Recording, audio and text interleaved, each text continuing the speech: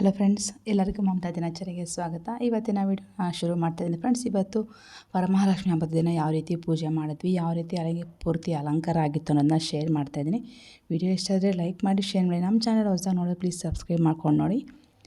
ಇಲ್ಲಿ ನೋಡ್ಬೋದು, ಫಸ್ಟಿಗೆ ಎಂಟ್ರೆನ್ಸಲ್ಲಿ ಗಣೇಶನಿಗೆ ಡೆಕೋರೇಷನ್ ಮಾಡಿದ್ದೆ. ಫಸ್ಟಿಗೆ ಗಣೇಶನ ಮುಗಿಸ್ಬಿಡೋಣ ಅಂದರೆ ಆಚೆಯಿಂದ ಎಲ್ಲೊಂದು ಕಡೆಯಿಂದ ಡೆಕೋರೇಷನ್ ಮಾಡ್ಕೊಂಡು ಬರ್ತಾಯಿದ್ದೆ. ನೈಟಲ್ಲೇ ನಾನು ರಂಗೋಲಿ ಎಲ್ಲ ಹಾಕಿ ಮುಗಿಸಿದ್ನಲ್ವ, ಹಾಗೆ ಗಣೇಶನಿಗೂ ಸಹ ರೆಡಿ ಮಾಡಿಬಿಟ್ಟೆ.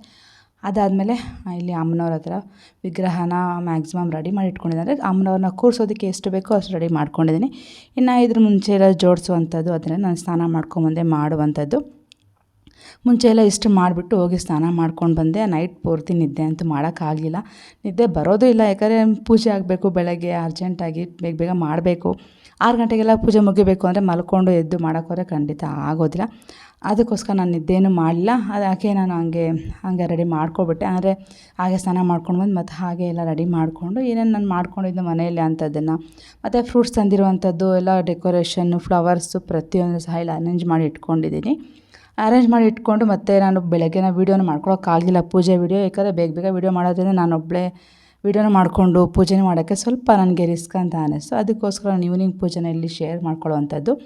ಎಲ್ಲ ರೆಡಿ ಮಾಡಿ ಇಟ್ಕೊಂಡು ಬೆಳಗ್ಗೆ 6 ಗಂಟೆಗೆಲ್ಲ ಪೂಜೆ ಮುಗಿಸ್ಕೊಂಡೆ. ನಾನು ಯಾವ ರೀತಿಯಾಗಿ ಅಂದ್ಕೊಂಡಿದ್ನೋ ಅಮ್ಮನವ್ರು ಈ ರೀತಿ ಬರಬೇಕು ಅಂತ, ಅದೇ ರೀತಿಯಾಗಿ ಬಂದಿರು. ನನಗಂತೂ ತುಂಬಾ ಖುಷಿ ಅಂತ ಅನ್ನಿಸ್ತು.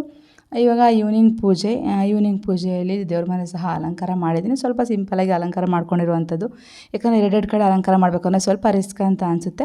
ಆದರೆ ಸ್ವಲ್ಪ ಸಿಂಪಲ್ಲಾಗಿ ನಮ್ಮ ಮೊದಲನೇ ನಾವು ಪ್ರಾಮುಖ್ಯತೆ ಬಂದು ಮನೆ ದೇವರಿಗೆ ಕೊಡಬೇಕಲ್ವ, ಅದಕ್ಕೆ ಮನೆ ದೇವರಿಗೆ ಸ್ವಲ್ಪ ಅಲಂಕಾರ ಮಾಡಿಕೊಂಡು ಅಲ್ಲಿ ಸ್ವಲ್ಪ ಫ್ರೂಟ್ಸ್ ಎಲ್ಲ ಇಟ್ಕೊಂಡು ಪೂಜೆ ಮಾಡ್ಕೊಂಡಿದ್ದೀನಿ. ಮನೆ ದೇವ್ರಿಗೆ ಪೂಜೆ ಮಾಡಿ, ಆಚೆ ಹೊಸಲು ಪೂಜೆ ಮಾಡಿ, ಮತ್ತು ತುಳಸಿ ಅಮ್ಮನವ್ರಿಗೆ ಪೂಜೆ ಮಾಡಿ, ಇವಾಗ ಮನೆ ಒಳಗಡೆ ಲಕ್ಷ್ಮೀ ಅಮ್ಮನವ್ರಿಗೆ ಮತ್ತೆ ಪೂಜೆ ಮಾಡ್ತಾ ಇರುವಂಥದ್ದು. 2 ದೀಪ ದೊಡ್ಡ ದೀಪ ಅಂಟಿಸಿದೆ. ಅದು ಬೆಳಗ್ಗಿಂದ ಹಾಗೆ ಉರಿತಾ ಇತ್ತು, ಅದೇನು ತಣ್ಣಗಾಗಿರಲಿಲ್ಲ. ಈ ಚಿಕ್ಕ ಪುಟ್ಟ ದೀಪ ಎಲ್ಲ ಎಣ್ಣೆ ಕಾಲಿದಾಗೆಲ್ಲ ತಣ್ಣಗಾಗ್ತಾ ಇತ್ತು. ಬಟ್ ನಾನು ಅಂಟ್ಸೋಕೆ ಹೋಗಿಲ್ಲ, ಹೆಂಗೋ ಈವ್ನಿಂಗ್ ಮತ್ತೆ ಅಂಟಿಸ್ಬೇಕಲ್ವ. ಆಲ್ರೆಡಿ 2 ದೀಪ ಆ ಕಡೆ ಈ ಕಡೆ ಉರಿತಾ ಇತ್ತು ಅಂತ ಸುಮ್ಮನೆ ಬಿಟ್ಬಿಟ್ಟಿದ್ದೆ. ಅದಕ್ಕೋಸ್ಕರ 2 ದೀಪ ದೊಡ್ಡದು ಉರಿತಾ ಇತ್ತು. ಇವಾಗ ಚಿಕ್ಕ ಚಿಕ್ಕ ದೀಪಗಳನ್ನ ನಾನು ಇಲ್ಲಿ ಬೆಳಗಿಸ್ಕೊತಾ ಇರುವಂಥದ್ದು. ನನಗಂತೂ ಫುಲ್ ಖುಷಿ ಅಂತ ಅನ್ನಿಸ್ತು. ಯಾಕಂದ್ರೆ ನಾನು ಯಾವ ರೀತಿ ಬರಬೇಕು, ಮುಖ ಆಗಲಿ, ನಾನು ಅಲಂಕಾರ ಆಗಲಿ ಯಾವ ರೀತಿಯಾಗಿ ಬರಬೇಕು ಅಂತ ಒಂದು ಪ್ಲ್ಯಾನ್ ಇಟ್ಕೊಂಡಿದ್ನೋ ಪೂರ್ತಿಯಾಗಿ ಅದೇ ರೀತಿಯಾಗಿ ಬಂತು. ನನಗಂತೂ ಫುಲ್ ಖುಷಿ ಅಂತ ಅನ್ನಿಸ್ತು. 1 ತಿಂಗಳಿಂದ ನಾವು ಎಫರ್ಟ್ ಹಾಕಿ ಎಲ್ಲ ಕ್ಲೀನ್ ಮಾಡ್ಕೊಂಡು ಪ್ರತಿಯೊಂದು ರೆಡಿ ಮಾಡ್ಕೊಂಡು ಮಾಡಿರ್ತೀವಿ. ಫೈನಲಾಗಿ ದೇವರು ಕ್ಲೀನಾಗಿ ಬಂದಾಗ, ನಾವು ಅಂದ್ಕೊಂಡ ರೀತಿ ಬಂದಾಗ ತುಂಬ ಖುಷಿ ಅಂತ ಅನಿಸುತ್ತಲ್ವ. ನನಗೂ ಅಷ್ಟೇ ತುಂಬ ಖುಷಿ ಆಯಿತು. ನೋಡ್ತಾನೆ ಇರಬೇಕು ಅಂತ ಅನ್ನಿಸ್ತು. ಆದರೂ ಸ್ವಲ್ಪ ಗಡಿಬಿಡಿ, ಯಾಕಂದರೆ ಆವತ್ತಿನ ದಿನಾನೂ ಸಹ ಅಡುಗೆ ಅದು ಇದು ಸ್ವಲ್ಪ ಕೆಲಸ ಜಾಸ್ತಿನೇ ಇತ್ತು.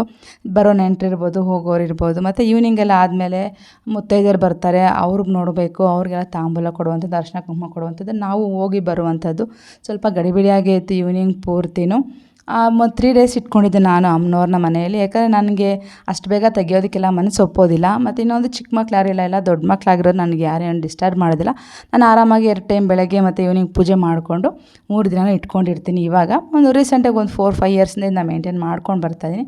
ಮುಂಚೆ ಎಲ್ಲ ತೆಗೆದುಬಿಡ್ತಾಯಿದ್ದೆ ಮಕ್ಕಳು ಚಿಕ್ಕವು ಇರಬೇಕಾದ್ರೆ, ಯಾಕಂದರೆ ಆವಾಗ ಮೇಂಟೈನ್ ಮಾಡೋಕ್ಕಾಗ್ತಾಯಿಲ್ಲ. ಇವಾಗ ಮಕ್ಕಳು ದೊಡ್ಡವ್ರು ಆಗ್ತಾ ನಾನೊಂದು 3 ಡೇಸ್ ಇಟ್ಕೊಳ್ಳೋದನ್ನ ನಾನು ರೂಢಿ ಮಾಡ್ಕೊಂಡಿದ್ದೀನಿ. 3 ಡೇಸ್ ಇಟ್ಕೋತೀನಿ. ಆದರೆ ಸ್ಯಾಟರ್ಡೇ ಸಂಡೇ ಈವ್ನಿಂಗ್ ಆ ರೀತಿಯಾಗಿ ನಾನು ತೆಗೆಯುವಂಥದ್ದು. ಇವಾಗ ಸದ್ಯಕ್ಕೆ ಇಲ್ಲಿ ಪೂಜೆ ಎಲ್ಲ ಮಾಡ್ಕೋತಾ ಇದ್ದೀನಿ. ಪೂಜೆ ಎಲ್ಲ ಮಾಡಿ ಮುಗಿಸೋ ಅಷ್ಟರಲ್ಲಿ ಮತ್ತೆ ಮುತ್ತೈದೆಯರು ಅವರೆಲ್ಲ ಶುರುವಾದರು. ತುಂಬಾ ಬ್ಯುಸಿ ಆಗಿಬಿಟ್ವಿ. ಯಾಕಂದರೆ ಹೋಗೋದು ಬರೋದು, ಅವ್ರು ಬಂದವ್ರನ್ನ ನೋಡೋದು, ಮತ್ತು ಊಟ ಅದು ಇದು ಅಂತ ಸ್ವಲ್ಪ ಗಡಿಬಿಡಿಯಾಗೇ ಇತ್ತು. ಅವತ್ತು ಸಹ 12 o'clock ಆಗೋಗಿತ್ತು. ಮತ್ತು ನೆಕ್ಸ್ಟ್ ಡೇ ಬೆಳಗ್ಗೆನೇ ಎದ್ಬಿಟ್ಟು ಒಂದು ನೈವೇದ್ಯಕ್ಕೆ ಇಟ್ಕೊಂಡು ಅವತ್ತು ಸಹ ಬೆಳಗ್ಗೆ ಮಾಮೂಲಿಯಾಗಿ ಪೂಜೆ ಮಾಡಿಕೊಂಡು, ಅವತ್ತಿನ ದಿನ ಕೆಲವೊಬ್ರು ಬರೋರು ಇರ್ತಾರೆ. ಯಾಕಂದರೆ ನಾವು ಹೇಳಿರೋರೆಲ್ಲ ಫ್ರೈಡೇನೇ ಬರೋಕ್ಕಾಗೋದಿಲ್ಲ. ಕೆಲವೊಬ್ಬರು ದೂರದಿಂದ ಬರ್ತಾರಲ್ವ, ಅಂದರೆ ಅಕ್ಕಪಕ್ಕ ಮನೆ ಇರೋ ಸ್ವಲ್ಪ ದೂರ, ಒಂದು ಏರಿಯಾ ದೂರ ಆ ರೀತಿಯಾಗೆಲ್ಲ ಇರ್ತಾರೆ ಫ್ರೆಂಡ್ಸ್ ಎಲ್ಲ, ಅವರೆಲ್ಲ ನೆಕ್ಸ್ಟ್ ಡೇ ಎಲ್ಲ ಬರುವಂಥದ್ದಿತ್ತು. ಅದಕ್ಕೋಸ್ಕರ ಅವರು ಸಹ ನೆಕ್ಸ್ಟ್ ಸ್ಯಾಟರ್ಡೇ ಎಲ್ಲ ಬಂದು ಹೋದರು. ಭವ್ಯವ್ರು ಸಹ ಸಂಡೇ ಬಂದಿದ್ದರು. ಯಾಕಂದರೆ ಅವರು ಸಹ ದೂರದಿಂದ ಬರಬೇಕು. ಅವರು ಅಲ್ಲಿ ಪೂಜೆ ಮಾಡಿರ್ತಾರೆ, ಅಲ್ಲಿ ಪೂಜೆ ಮುಗಿಸ್ಕೊಂಡು ಅಲ್ಲಿಂದ ಇಲ್ಲಿ ಬಂದು ಹೋಗಬೇಕಲ್ಲ, ಅವ್ರಿಗೂ ಸ್ವಲ್ಪ ಟೈಮ್ ತಗೊಳ್ಳುತ್ತೆ. ಅದಕ್ಕೆ ಅವರು ಸಂಡೇ ಬರ್ತೀವಿ ಅಂತ ಹೇಳಿದರು. ಅವರು ಸಹ ಸಂಡೇ ಬಂದು ಹೋದರು. ನನಗಂತೂ ಫುಲ್ ಖುಷಿ ಆಗ್ತಾಯಿತ್ತು. ಯಾಕಂದರೆ ನಾನು ಯಾವ ರೀತಿ ಅಂದ್ಕೊಂಡಿದ್ನೋ ಆ ರೀತಿಯಾಗಿ ಪೂಜೆನೂ ಅದೇ ರೀತಿಯಾಗಿ ನೆಮ್ಮದಿಯಾಗಿ ಪೂಜೆನೂ ಮಾಡ್ಕೊಂಡಿದ್ದಾಯಿತು. ಹಾಗೆ ಅಲಂಕಾರ ಸಹ ಅಮ್ಮನವ್ರದ್ದು ಕ್ಲೀನಾಗಿ ಬಂದಿತ್ತು. ಅದೇ ಒಂದು ನೆಮ್ಮದಿ ಅಲ್ವಾ. ನಾವು ಎಷ್ಟು ದಿನ ಕಷ್ಟ ಬಿದ್ದಿರ್ತೀವಿ, ಏನೇನು ಎಫರ್ಟ್ಸ್ ಹಾಕಿರ್ತೀವಿ, ಎಷ್ಟು ಕೆಲಸ ಮಾಡಿರ್ತೀವಿ, ಅದೆಲ್ಲನೂ ಸಹ ಈ ಪೂಜೆಯಿಂದ ಕ್ಲೀನಾಗಿ ನಮಗೆ ಒಂಥರ ನೆಮ್ಮದಿ ಅನ್ನೋದು ಸಿಗುತ್ತೆ. ಒಂದು ಸ್ವಲ್ಪ ಹೊತ್ತು ಅಲ್ಲಿ ಕೂತ್ಕೊಂಡು ಮಾಮೂಲಿಯಾಗಿ ನಾನು ಯಾವಾಗಲೂ ಬೆಳಗ್ಗೆ ಟೈಮ್ ಪೂಜೆ ಮುಗಿಸ್ಕೊಂಡಿದ್ದೆ. ಅಂದರೆ ಅಮ್ಮನವ್ರದ್ದು ಬುಕ್ಕು ನಾನು ಎವ್ರಿ ಫ್ರೈಡೇ ಓದ್ತಾ ಇರ್ತೀನಿ. ಅದೇ ಥರ ಇವತ್ತು ಸಹ ಓದ್ಕೊಂಡು ಪೂಜೆ ಎಲ್ಲ ಕಂಪ್ಲೀಟ್ ಮಾಡ್ಕೊಂಡಿದ್ದೆ. ಇನ್ನು ಈವ್ನಿಂಗಲ್ಲಿ ಸಿಂಪಲ್ಲಾಗಿ ಪೂಜೆ ಮಾಡಿಕೊಂಡು ಮುಗಿಸ್ಬಿಟ್ಟು, ಯಾಕಂದರೆ ಮತ್ತೆ ಬಂದು ಹೋಗೋರು ಇದ್ರಲ್ವ, ಅವ್ರನ್ನೆಲ್ಲ ನೋಡಬೇಕಾಗುತ್ತೆ. ತುಂಬ ಹೊತ್ತು ಪೂಜೆಯಲ್ಲೇ ಸ್ಪೆಂಡ್ ಮಾಡಿಬಿಟ್ರೆ ಮತ್ತೆ ಯಾವ ಬಂದು ಹೋಗೋರನ್ನ ನೋಡೋದಕ್ಕೆ ಆಗೋದಿಲ್ಲ. ಫೈನಲಾಗಿ 3 ಡೇಸ್ ಆಯಿತು. ಇದು ಕೊನೆಯದಾಗಿ ನಾವು ಆರತಿ ನೀರು ತೆಗಿತಿರಲ್ಲ, ಆರತಿ ನೀರು ತೆಗಿತಾ ಇರುವಂಥದ್ದು. ಡೈಲಿ ತೆಗಿತಾ ಇದ್ದೆ. ಇದು ಲಾಸ್ಟ್ ಡೇ ನಾವು 3 ಜನನೂ ತೆಗೆದುಬಿಟ್ಟು ಈಗ ಫೈನಲ್ ಮಾಡ್ತಾಯಿದ್ವಿ. ಇದಾದಮೇಲೆ ಫೈನಲಾಗಿ ನಾನು ದೇವ್ರನ್ನ ಕದಲಿಸ್ಬಿಟ್ಟು ಆವತ್ತಿನ ದಿನ ಎಲ್ಲ ತೆಗೆದುಬಿಡ್ತೀನಿ. ಎಲ್ಲ ತೆಗೆದುಬಿಟ್ಟು ಅದಕ್ಕೆ ಮತ್ತೆ ಮಾಮೂಲಿಯಾಗಿ ಎಲ್ಲ ಕ್ಲೀನಿಂಗ್ ಶುರು ಆಗುತ್ತೆ ಫ್ರೆಂಡ್ಸ್. ಇದು ಸಹ ಎಂಟ್ರೆನ್ಸಲ್ಲಿ ನಾನು ಗಣೇಶನ ಹತ್ರ ಮಾಡಿದಂಥ ಡೆಕೋರೇಷನ್ ಸಿಂಪಲಾಗಿ ಮಾಡಿದೆ. ನಿಮಗೆ ಈ ವಿಡಿಯೋ ಎಲ್ಲ ಇಷ್ಟ ಆಗಿದೆ ಅಂತ ಅಂದ್ಕೊಂಡಿದ್ದೀನಿ.